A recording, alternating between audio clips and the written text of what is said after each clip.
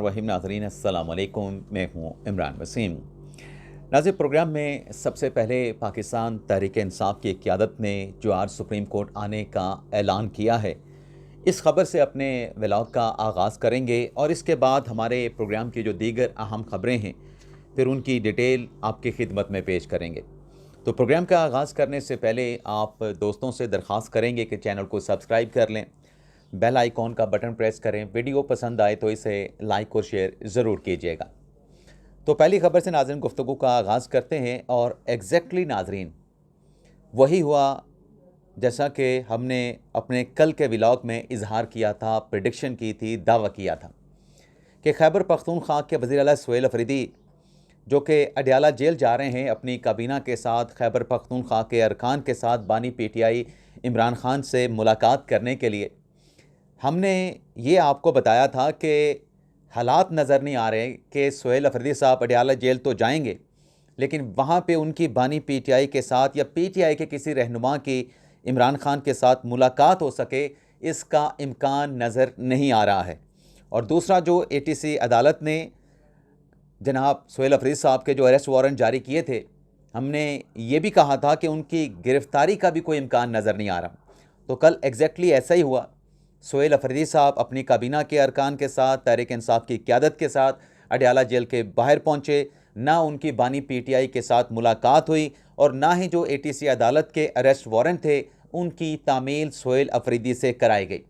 और जब ये मुलाकात नहीं हुई तो सुहेल अफरीदी ने अपने अरकान के साथ, पीटीआई की क़यादत के साथ मुशावरत करने के बाद, जिसमें सलमान अकरम राजा पाकिस्तान तहरीक इंसाफ के सेक्रेटरी जनरल भी वहाँ पर मौजूद थे, अडयाला जेल के उसी मकाम पे जहाँ पे वो ठहरे थे वहीं पे धरना देने का ऐलान कर दिया। ना सिर्फ धरना देने का ऐलान किया गया बल्कि मज़ीद अरकान को भी अडयाला जेल के बाहर बुला लिया गया कि आप भी वहाँ पहुँचें, आज रात हमने यहाँ पे धरना देना है। और सुहेल अफरीदी और सलमान अकरम राजा की जानिब से कहा गया कि आज रात हम यहाँ पे धरना देंगे, लेकिन एक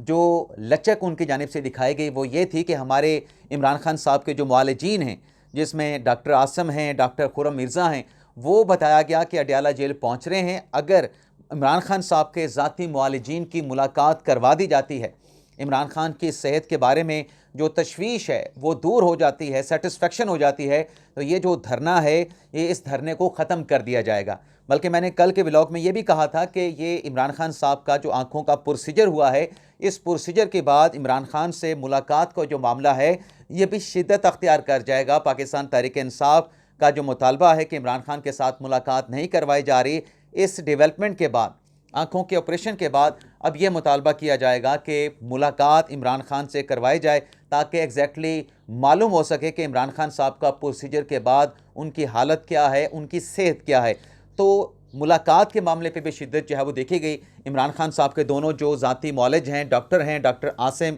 और डॉक्टर खुर्रम मिर्ज़ा, वो पहुँचे अडयाला जेल के बाहर, लेकिन उनकी मुलाकात भी जो है वो बानी तहरीक इंसाफ इमरान खान से नहीं करवाई गई। और जब मुआलिजीन की मुलाकात भी नहीं हो सकी तो फिर ये जो धरना था, मुशावरत के साथ इस धरने को जो है वो ख़त्म कर दिया गया था। लेकिन आपको याद होगा कि जब पिछली मरतबा गुज़िश्ता बार इंडियन मीडिया की जानिब से इमरान खान की सेहत से मुतल्लिक एक फ़ेक न्यूज़ चलाई गई थी, उसके बाद भी इमरान खान साहब का मुलाकात का जो मामला है वो शिद्दत अख्तियार कर गया था। और फिर उस्मा खान की इमरान खान साहब के साथ मुलाकात करवाई गई थी और उस्मा खान की इमरान खान से मुलाकात के बाद जब ख़बर बाहर आई तो उस्मा खान साहबा ने यह बताया कि इमरान खान साहब बिल्कुल ठीक हैं, हशाश बशाश हैं, उनकी सेहत को कोई ऐसी शिकायत नहीं। तो पाकिस्तान तहरीक इंसाफ सेटिस्फाइड हो गई थी, पाकिस्तान तहरीक इंसाफ मुतमिन हो गई थी। अब भी जो प्रोसीजर खान साहब की आंखों का हुआ है उसको लेके आज पाकिस्तान तहरीक इंसाफ की क़यादत ने धरना तो रात ख़त्म कर दिया था, आज सुप्रीम कोर्ट आने का ऐलान कर रखा है कि हम सुप्रीम कोर्ट जाएंगे,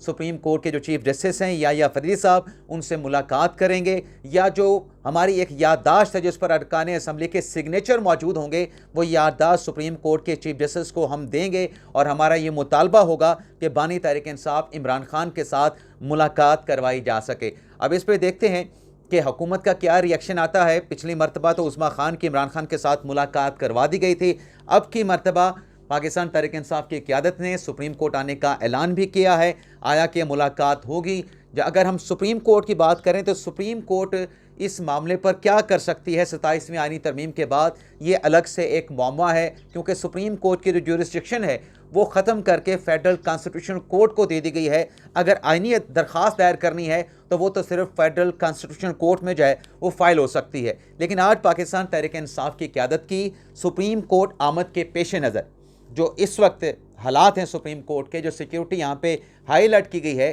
तो इस वक्त सूरत हाल या हालात ये हैं कि जो सिक्योरिटी है, सिक्योरिटी यहाँ पे सुप्रीम कोर्ट में बढ़ा दी गई है। सिक्योरिटी फोर्सेस की जो तादाद है उसमें इजाफी एहलकार यहाँ पे तैनात किए गए हैं।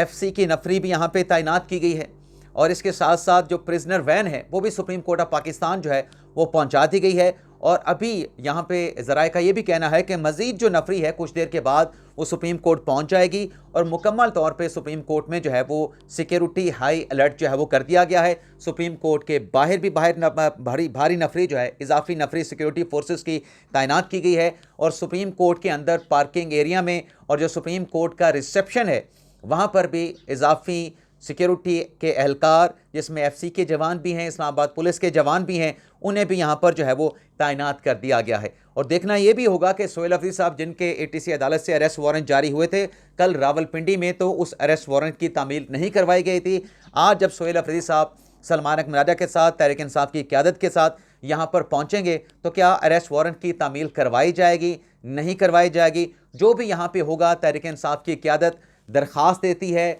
अपनी कोई रेजोल्यूशन, कोई याददाश्त जमा कराती है, उसकी डिटेल फिर नेक्स्ट व्लॉग में दोपहर में आपके साथ उसकी जो तफसीलात हैं वो आपकी खिदमत में हम पेश करेंगे। अब हम दूसरी खबर की बात कर लेते हैं। दूसरी नाज़रीन रात की खबर ये सामने आई, मोहम्मद मालिक साहब हैं जिन्होंने ये दावा किया कि पाकिस्तान तहरीक इंसाफ को एक बड़ी पेशकश की जा रही है, एक बड़ी ऑफ़र की जा रही है।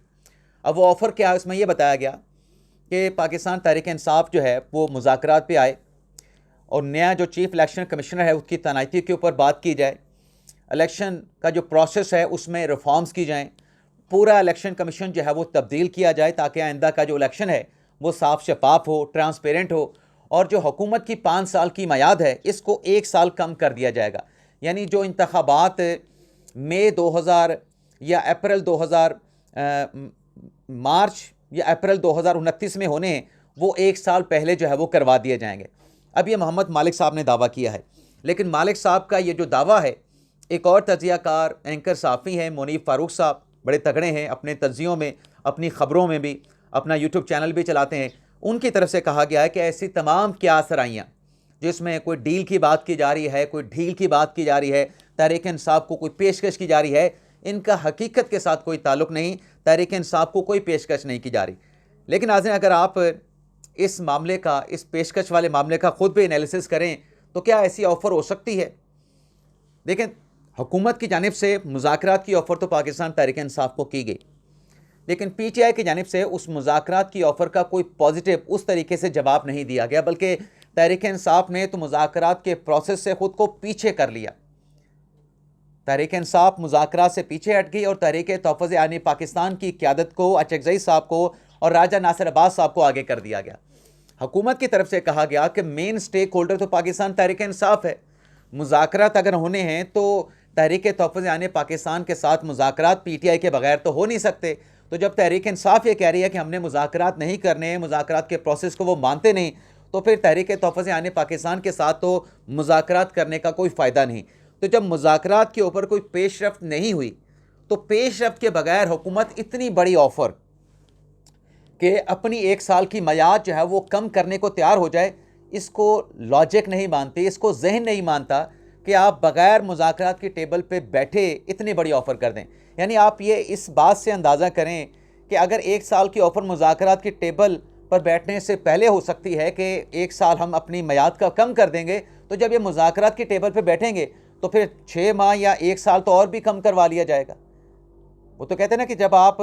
किसी को मौत दिखाते हैं तो फिर आप बुखार के ऊपर राज़ी हो जाते हैं। 1 साल अगर ख़ुद कम कर दी तो इसमें अगर अपोजिशन ने कहा कि इसमें मज़ीद कमी करें तो 2 साल तो ये पहले गुजार चुके हैं। हुकूमत की 2 साल की मयाद तो पहले पूरी हो चुकी है, तो 6 माह का मज़ीद तकाजा किया तो पीछे तो इनके पास 1.5 साल रह जाएगा। और मोहम्मद मालिक साहब जो कि आज से कुछ हफ्तों पहले इन्होंने एक और ख़बर भी दी थी कि खैबर पख्तूनख्वा का जो गवर्नर है उसको भी तब्दील किया जा रहा है, यह तब्दील करने पर गौर व खौज़ हो रहा है। अब ये उनका जो दावा था, इसको भी 3-4 माह गुजर चुके हैं। खैबर पख्तूनख्वा में गवर्नर राज लगाने के हवाले से कोई सब्सटेंटिव डेवलपमेंट हमने नहीं देखी है। हाँ, हो सकता है कि आगे चल के फ्यूचर में कोई ऐसी डेवलपमेंट हो, लेकिन फ़िलहाल तो कोई ऐसी चीज़ नज़र नहीं आ रही। बल्कि सोहेल अफरीदी साहब और पाकिस्तान तहरीक इंसाफ खुद ये कह रहे हैं, और आज़ाद जो राय रखने वाले सहाफ़ी वो भी बताते हैं कि फ़िलहाल तो ये फिजिबल कि गवर्नर राज लगाया जाए खैबर पख्तूनख्वा में, ये मुमकिन नज़र नहीं आ रहा। बल्कि उस वक्त तो गवर्नर के लिए नाम भी बता दिए गए थे। और फिर इसके साथ साथ कुछ हफ्ते पहले मालिक साहब ने एक और ख़बर भी दी थी कि मौजूदा हुकूमत को 6 माह की जो है वो मोहलत दे दी गई है। 6 महीने के अंदर हुकूमत ने अगर ये ना किया तो बस फिर हुकूमत के बुरे दिन शुरू हो जाएंगे। तो जिस हुकूमत को 6 माह की मोहलत मिली हुई थी, मालिक साहब की इस खबर को अगर आप दूसरे तरीके से भी एग्जामिन करें, इसका एनालिसिस करें, जिसको 6 महीने की मोहलत मिल रही थी, अब उसको 2 साल की मोहलत मज़ीद मिल गई है। यानी 6 माह, 2 साल पूरे हुए, 6 माह मज़ीद, और 6 माह में अगर कुछ नहीं होता तो फिर हुकूमत के बुरे दिन शुरू हो जाएंगे। ये तो फिर 2.5 साल का टेन्योर बनता था, 2.5 पौने 3 साल का टेन्योर बनता था, तो 1.25 साल, 1.5 साल तो फिर हुकूमत को मज़ीद मिल गया। उनके पहले वाले दावे की एक तरीके से नफ़ी हो रही है, मोहम्मद मालिक साहब के दावे की। तो वाले मुनीफ फ़ारूक साहब, मैंने तो चीज़ें आपके सामने रखी हैं। मुनीफ फ़ारूक साहब का कहना है कि ऐसी तमाम बातें जो शहर इक़्तिदार में की जा रही हैं कि कोई ऑफ़र तहरीक इंसाफ को की गई है, ये महज जो है वो क़ियासराइयाँ और बेबुनियाद हैं, इसका हकीकत के साथ कोई ताल्लुक़ नहीं। लेकिन नाज़रीन, लाहौर में जो अफसोसनाक वाक़या पेश आया, जिसमें एक खातून, उसकी 10 माह की बच्ची जो है गटर में गिर गई, और फिर उस पर जिस तरीके से पंजाब हुकूमत का इब्तदाई रिस्पॉन्स आया कि उस्मा बुखारी साहब ने कहा कि ये फ़ेक न्यूज़ है, ऐसा कोई वाक़या हुआ नहीं। और फिर जो वालिद था जो कि कंप्लेंट कर रहा था, जिसने टेलीफोन किया था रेस्क्यू 1122 को कि मेरी फैमिली, मेरी अहलिया, मेरी बच्ची गटर में गिर गई है, उसको बचाया जाए, उससे तफ्तीश शुरू कर दी गई। मतलब एक बंदा तकलीफ़ में है, उसकी बच्ची 10 माह की बेटी वो गिर गई है, उसकी अहलिया गिर गई है, और पुलिस उससे पता नहीं क्या क्या तफ्तीश कर रही है, उसको थाने ले जाया गया। तो इस मामले पे जो इदारों का किरदार था और जो पंजाब हुकूमत का रिएक्शन आया वो तो अफसोसनाक था। लेकिन उसके बाद कल जो पंजाब की वज़ीर आला मरीम नवाज़ साहिबा ने इस मामले पे जो एक्शन लिया है, और वो जो बंद कमरों के इजलास होते हैं, उसे कल टीवी के ऊपर दिखाया गया। अब टीवी के ऊपर जो बंदा ब्रीफिंग दे रहा था, उसमें भी मुझे ऐसे तासर मिला कि शायद वो शख्स भी वहाँ पर चूना लगाने की या वज़ीर आला को मामू बनाने की कोशिश कर रहा था, जिसमें उनका मौक़िफ़ ये था, जो ब्रीफिंग देने वाला था, माज़रत के साथ मैं उनको नहीं जानता, मेरी उनके साथ कोई ज़ाती अनात भी नहीं, लेकिन उसमें जो उनकी एक बात थी ना कि यहाँ पे जो पार्किंग बनी हुई थी, पार्किंग की वहाँ पे टिकट भी ली जा रही थी, या पार्किंग यहाँ पे नहीं होनी चाहिए थी, इसकी इन डेप्थ जो है वो इंक्वायरी होनी चाहिए, तफ्तीश होनी चाहिए। और भाई 2 जानें जो हैं वो दुनिया से चली गई, गटर में गिर गई, आप पार्किंग वाले के ऊपर जो है वो इन डेप्थ इंक्वायरी करवाना चाहते हैं। जिन इदारों की गफलत है, जिन इदारों की कोताही है, जो ज़िम्मेदारान हैं, उनके खिलाफ फौरी तौर पर एक्शन होना चाहिए।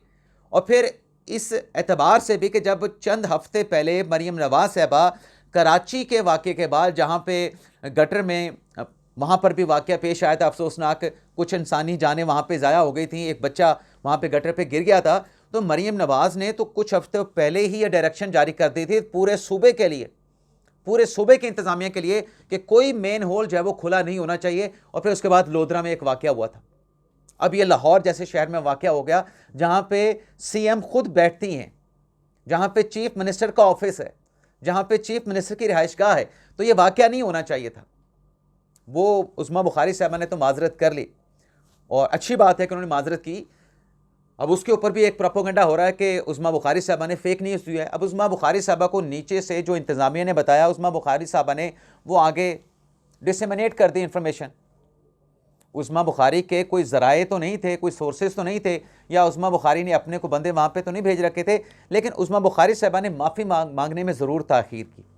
जब रात गए ही पता चल गया था कि वाक़या हुआ है, और इसको फेक वाक़या जो बताया जा रहा था वो गलत फीड किया जा रहा था, बल्कि मरीम नवाज़ साहबा ने कहा कि मामले को घुमाने की कोशिश की गई। ना सिर्फ वाक़ये के वक्त घुमाने की कोशिश की गई, ब्रीफिंग के दौरान भी चकमा देने की और वज़ीर आला को मामू बनाने की कोशिश की गई। लेकिन मरीम नवाज़ साहबा ने उस पर जो रिएक्शन दिया, जो बर्मी का इजहार किया, ये मेरे ख्याल से पाकिस्तान की तारीख़ में पहली मरतबा हुआ कि तमाम जो मुतलका इदारे हैं, जिसमें LDA है, वासा है, जिसमें पुलिस है, ट्रैफिक पुलिस है, इसके अलावा जो प्रोजेक्ट मैनेजर, प्रोजेक्ट डायरेक्टर हैं, और जो असिस्टेंट कमिश्नर थे, डिप्टी कमिश्नर थे, कमिश्नर थे, सबको ज़िम्मेदार करार दिया गया। जिम्मेदारान को गिरफ्तार करने और नौकरियों से बरतरफ करने का जो है वो हुक्म सादिर फरमाया गया। हमारे शहर अहमदपुर शर्किया में भी ऐसा एक वाक़या पेश आया कि एक रोड, कचहरी रोड बनने के लिए तोड़ा गया, गटर लाइन डालने के लिए पूरी रोड उखाड़ दी गई और वो कितने महीनों तक वैसे पड़ी रही रोड, और गटर के जो है वो लाइनें खुली पड़ी थीं, गटर के ऊपर ढक्कन नहीं थे, खड्डे पड़े हुए थे।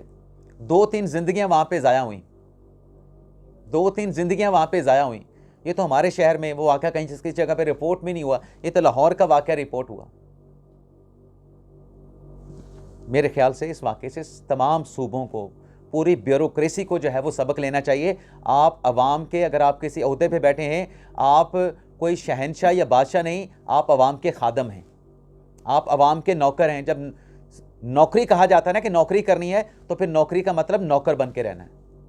इजाज़त चाहते हैं। अल्लाह हाफिज़। पाकिस्तान जिंदाबाद।